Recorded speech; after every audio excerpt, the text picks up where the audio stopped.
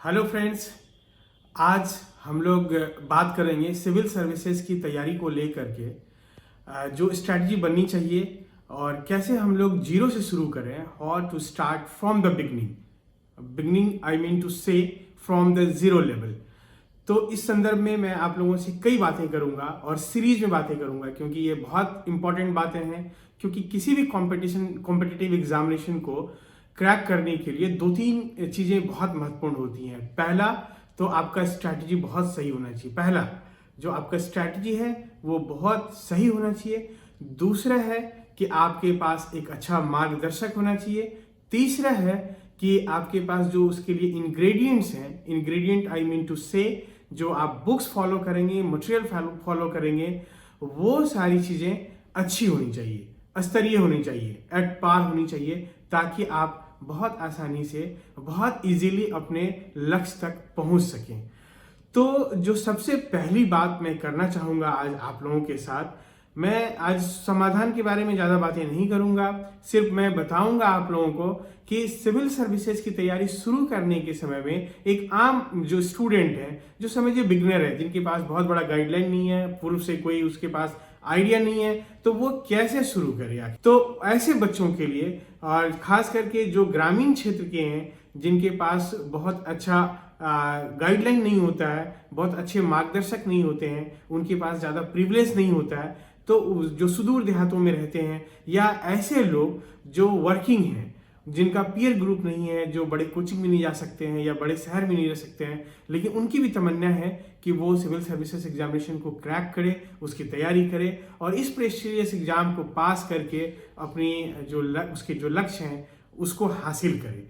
तो ऐसे लोगों के लिए यह वीडियो और आने वाला जो सीरीज में वीडियो होगा वो बहुत लाभदायक होने वाला है, क्योंकि मैं जो भी आप लोगों से बातें करूंगा वो समझिए मेरा खुद का एक्सपीरियंस है अपना, और बरसों जो मैंने तैयारी की है उसका एक्सपीरियंस है, और हजारों स्टूडेंट के ऊपर मैंने इस पे रिसर्च किया हुआ है, और सैकड़ों जो यूपीएससी और state public service commission qualify किए हैं ऐसे लोगों का मैंने इंटरव्यू किया है।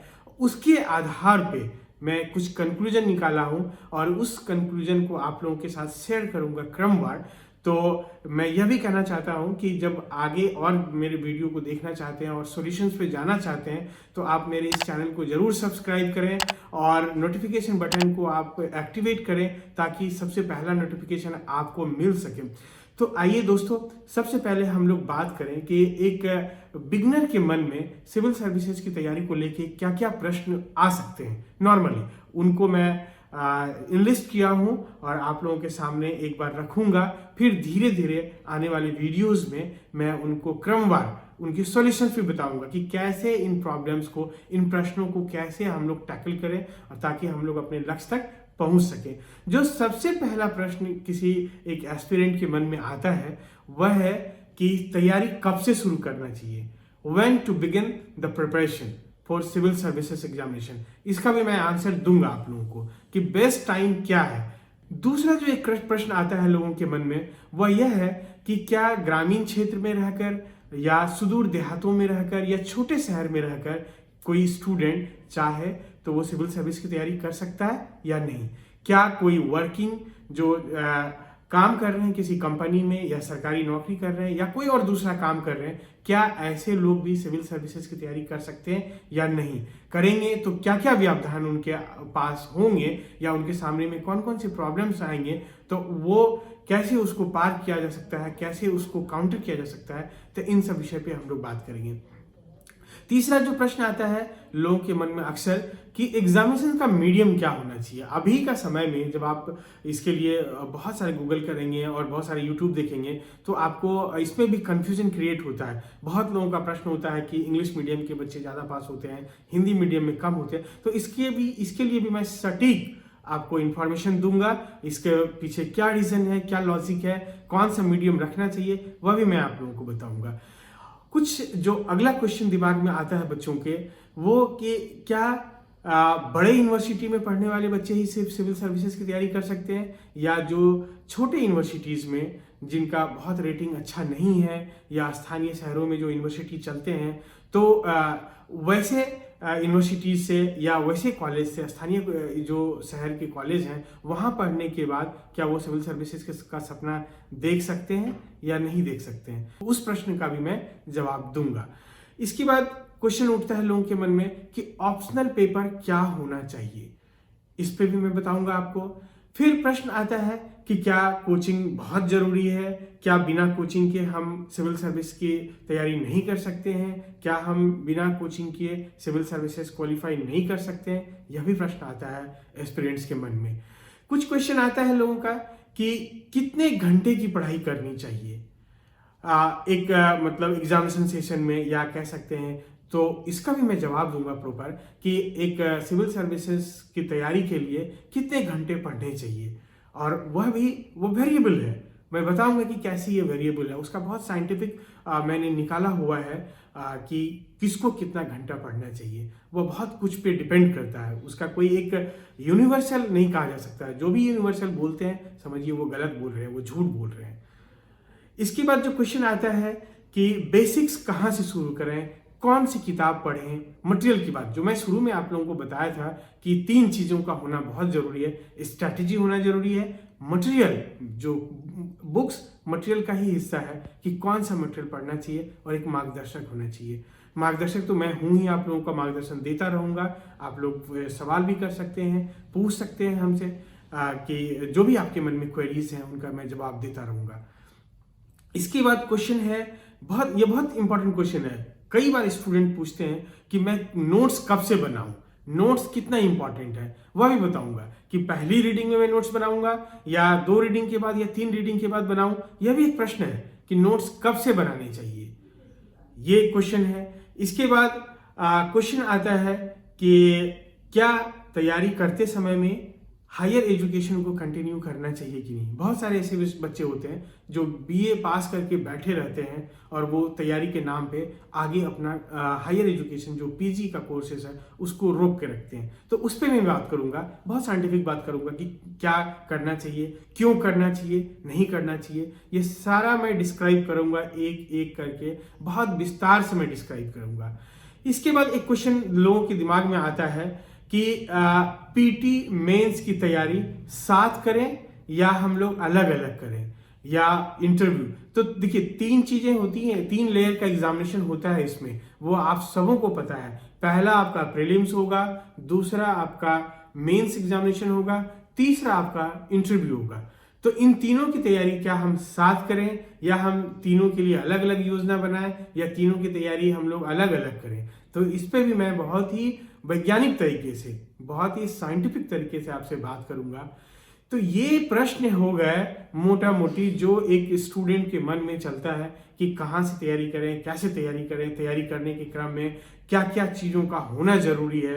तो ये इन सारे प्रश्नों का आंसर लेके मैं अगली वीडियो में आऊँगा, और तब तक के लिए मैं आपसे यही कहना चाहूँगा कि आप भी इस पे मंथन कीजिए, और बहुत जल्द मैं नेक्स्ट वीडियो में इन सारे प्रश्नों के समाधान के साथ आपके पास उपस्थित होऊंगा। और तब तक के लिए आप मेरे चैनल को सब्सक्राइब करें और नोटिफिकेशन बटन को आप ऑन करें, ताकि आपको सबसे पहले नोटिफिकेशन मिले और आप मेरे अगले वीडियो को देख सकें और सही एक स्ट्रैटेजी बना सकें, और एक सही जो रास्ता होता है सिविल सर्विसेज तक पहुंचने के लिए वो आप तय कर सकें। लास्ट में मैं एक कहानी सुनाऊंगा, बहुत ध्यान से सुनिएगा और बहुत इंपॉर्टेंट है। अगर आप इसको आत्मसात किए तो समझिए कि आपको बहुत मदद मिलेगी। एक गुरु था, पहले गुरुकुल की परंपरा थी, वो उनके गुरुकुल में शिष्यों को वो शिक्षा देते थे। तो बहुत सारे शिष्य उनको एक बार जिद करने लगे कि गुरुजी आप हमें कुछ व्यवहारिक शिक्षा दीजिए। तो गुरुजी ने एक प्लान किया और उनको व्यवहारिक शिक्षा देने के लिए बोला, चलो हम लोग चलेंगे गांव की तरफ, खेतों की तरफ। जब वो खेतों की तरफ लेके गए तो वहां उन्होंने देखा कि एक आदमी है और वो पानी निकालने के लिए गड्ढा खोद रहा है, कुआं, क्योंकि खेतों में सिंचाई करना पड़ता है, तो वो जमीन से पानी निकालने के लिए एक गड्ढा खोद रहे थे, एक कुआं बना रहे थे। तो वो उनके पास खड़े हो गए सभी शिष्यों को लेकर के, और वो देखते रहे। तो क्या देखे कि वो किसान सुबह से लेकर शाम तक कहीं 5 फीट का गड्ढा, कहीं 10 फीट का गड्ढा, कहीं 8 फीट का गड्ढा, ऐसा करते करते पूरे खेत में गड्ढा खोद दिया। थोड़ा वो गड्ढा खोदता था और बोलता था कि पानी निकल ही नहीं रहा। कभी वो पठारी एरिया जो वहाँ स्टोन वाला एरिया था वहाँ कुछ देर गड्ढा खोदने लगता था, वहाँ से भी पानी नहीं निकले। तब वो जब शाम हो गया, वो ऐसा कोई भी गड्ढा नहीं खोद पाया जिससे कि उसको पानी मिल सके। तो शिष्य लोग अपने गुरु से पूछे कि श्रीमान हम लोग क्या सीखे इसमें। तब गुरु ने बच्चों को बताया कि देखो इन्होंने दिन भर परिश्रम किया, 5 फीट, 2 फीट, 3 फीट, 8 फीट, ऐसे कई गड्ढे खोदे, लेकिन उसको पानी नहीं निकला। क्यों नहीं निकला? क्योंकि पानी निकलने के लिए एक प्रॉपर हाइट का गड्ढा होना जरूरी है। जब तक आप प्रॉपर डेप्थ का गड्ढा नहीं खोदेंगे तब तक आपको पानी का स्रोत नहीं मिलेगा। तो आप सोचिए कि उसको आप जोड़ देंगे तो वो सैकड़ों फीट हो जाएगा, लेकिन अगर वो एक ही जगह पे 14-15 फीट पे अगर पानी निकलता है, वाटर टेबल है हमारा जहां से कि पानी हमको मिल सकता है, तो अगर वो 15 फीट का गड्ढा एक जगह खोदा होता तो सोचिए कि उसको पानी मिल चुका होता। तो वही है सिविल सर्विसेज की तैयारी का मामला। आप क्या करते हैं कि बहुत सारे टुकड़ों टुकड़ों में मटेरियल पढ़ते हैं या टुकड़ों टुकड़ों में आप बहुत साल पढ़ लेते हैं, लेकिन जो एक एग्जामिनेशन सेशन का टेन्योर होता है, अगर उसमें हम लोग एक प्रॉपर जो थ्रेशोल्ड वैल्यू है वहां तक का मेहनत करें, अगर हम लोग एक ही किताब को बार बार पढ़ें, इतनी बार पढ़ें कि उसको हम लोग उसका प्रॉपर डेप्थ तक पहुंच सकें, तो आराम से पास हो जाएंगे। तो ये कहानी को आप लोग मनन कीजिएगा, मंथन कीजिएगा, चिंतन कीजिएगा, तो आपको बहुत कुछ समझने में मिलेगा। क्या करना है? 2 बात कि हम लोगों को एक प्रॉपर डेप्थ तक जाना है जहां पानी का स्रोत मिल जाए। ऐसा नहीं है कि टुकड़ों टुकड़ों में हम लोग उस डेप्थ से कई गुना ज्यादा डीप खोद लिए, लेकिन हमें जो थ्रेशोल्ड वैल्यू तक जाना था वहां तक हम नहीं पहुंच पाए। दूसरी बात कि अगर हम लोग पठार पे खोदने लग जाए, पहाड़ पे खोदने लग जाए, तो वहां हमको नहीं मिलने वाला है पानी। तो यह भी जरूरी है कि किस जगह पे खोदें और कितना हम लोग खोदें ताकि हमें पानी मिल जाए। वही है कि कौन सा मटेरियल पढ़ें और कितनी बार पढ़ें उसको, ये मैं बताऊंगा आपको कि बहुत मटेरियल पढ़ना जरूरी है कि सीमित मटेरियल बार बार पढ़ना जरूरी है। इन्हीं बातों के साथ मैं आज अपना वीडियो एंड करता हूं इस जगह पे, और आप लोगों से रिक्वेस्ट करता हूं कि आप लोग जुड़ें और अपने दोस्तों को भी इस चैनल को सब्सक्राइब करने के लिए प्रेरित करें, ताकि मतलब ज़्यादा से ज़्यादा लोग लाभान्वित हो सकें हमारे अनुभवों से, क्योंकि बहुत लंबा अनुभव प्राप्त किया है मैंने और बहुत लंबा रिसर्च किया है इसके ऊपर। तो मैं चाहता हूं कि अब ये रिसर्च और जो अनुभव है मेरे आम लोगों तक पहुंच सके, युवाओं तक पहुंच सके और वो सही दिशा में अपने कदम बढ़ा सके। यदि आपके पास कोई क्वेश्चन हो मेरे वीडियो से संबंधित या और भी कुछ जानने की इच्छा हो, तो आप हमारे कमेंट सेक्शन में जरूर लिखें, आपको अगले वीडियो में उसका जवाब मिलेगा। जय हिंद, जय भारत।